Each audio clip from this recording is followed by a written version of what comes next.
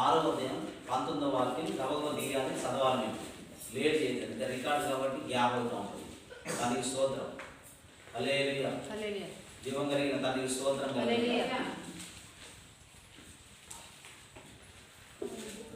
చూడండి, ఇక్కడ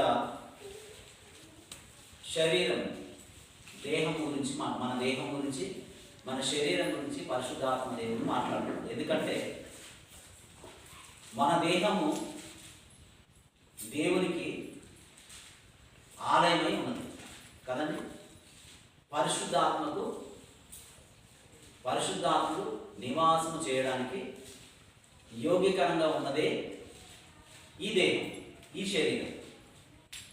ఈ శరీరము దేవుణ్ణి మహిమపరిచే విధంగా ఉండాలి తప్ప ఇంకొక రకంగా ఉండడానికి వీలు లేదు. దానికి స్తోత్రం కలుగుతుంది. హల్లెలూయా. అర్థమవుతుందండి? దేవుణ్ణి మహిమపరిచే విధంగానే ఉండాలి మన దేహం.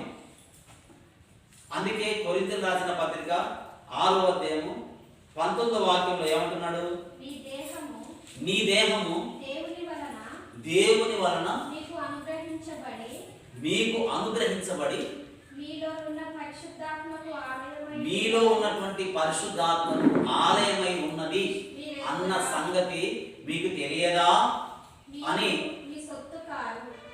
మన శరీరం మన సొత్తు కాదు, అది దేవుడు వెలబెట్టి కొన్నటువంటి శరీరము. దానికి స్తోత్రం. అర్థమవుతుందండి? మన శరీరము దేవునికి ఆలయమై ఉన్నది, అది మనం గుర్తుపట్టుకోవాలి కదండి.